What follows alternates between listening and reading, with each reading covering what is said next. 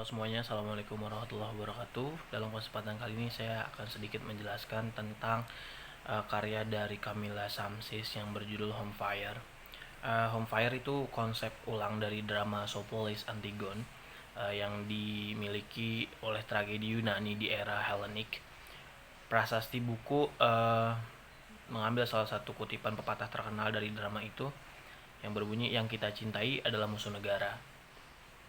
Seperti Sophocles, novel ini menelusuri kembali interaksi kompleks konflik antara hukum negara, hukum agama, dan masyarakat. Antigone, protagonis, mengubur saudara pengkhianatnya yang bertentangan dengan dekret negara karena diperintahkan oleh dewa-dewa agama. Selain itu, novel ini memperkenalkan berbagai tema kepada pembacanya dan membuka dilema yang dihadapi umat Islam di dunia barat karena identitas mereka. Warna yang ditampilkan dari Home Fire ini sebenarnya dituangkan ke dalam kata-kata oleh Sarah Sands, ketua juri yang memilih Home Fire sebagai novel pemenang hadiah wanita tahun 2018. Sands mengatakan, panel memilih buku yang kami rasa berbicara untuk zaman kita. Home Fire adalah tentang identitas, loyalitas yang saling bertentangan, cinta, dan politik. Identitas yang tetap kabur dan diperdebatkan saat para protagonis berjuang untuk membuktikan kredensial Inggris mereka di ambang serangan gencar negara terhadap aturan kewarganegaraan dan imigrasi. Home Fire dimulai dengan interogasi Isma yang tragis, mengganggu, dan berjam-jam di Bandara Heathrow, di mana dia harus menaiki penerbangannya ke Amerika Serikat. Dan juga mulai dari menelusuri riwayat internetnya hingga memeriksa pakaian dan kopernya dengan cepat. Petugas bertanya, tapi apakah Anda menganggap diri Anda orang Inggris? Dan evaluasi pandangannya tentang Syiah, homoseksual, ratu, demokrasi, Great British Bake Off, invasi ke Irak, Israel, pembom bunuh diri, situs kencan, dan lain sebagainya.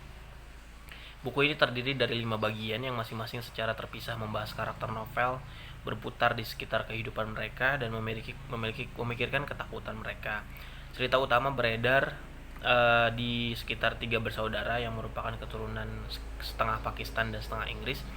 Hidup mereka dihantui oleh latar belakang jihad ayah mereka dan berjuang untuk menyembunyikan identitas mereka.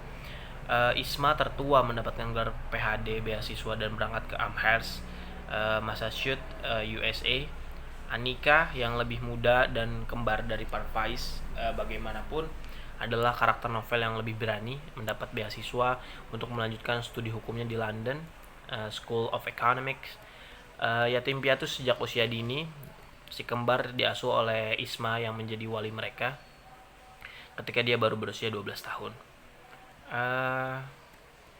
Home Fire didasarkan pada ketegangan ekstrim yang membuat cerita lebih seru.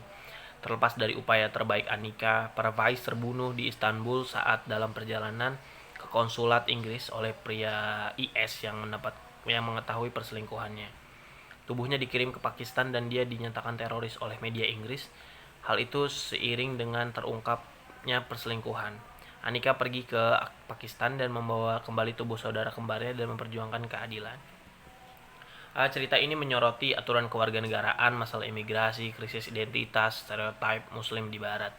Rezim ketat dan pertanyaan yang beredar tentang kewarganegaraan individu yang meninggalkan tanah air mereka untuk bergabung dengan jaringan teroris menjadi sorotan. Ini juga menyamakan penguburan adat dan penyiksaan pada tahanan Guantanamo dengan penderitaan yang dikenakan oleh ISIS. Novel ini juga menyajikan gambaran barat di mana seorang gadis bersorban atau shawl terlihat penuh dengan rasa keingintahuan, dan juga saat Eamon bertanya kepada Isma tentang sorbannya, dia menjawab, orang-orang di Massachusetts yang pernah bertanya kepada saya tentang hal itu sama-sama ingin tahu apakah itu masalah gaya atau kemoterapi.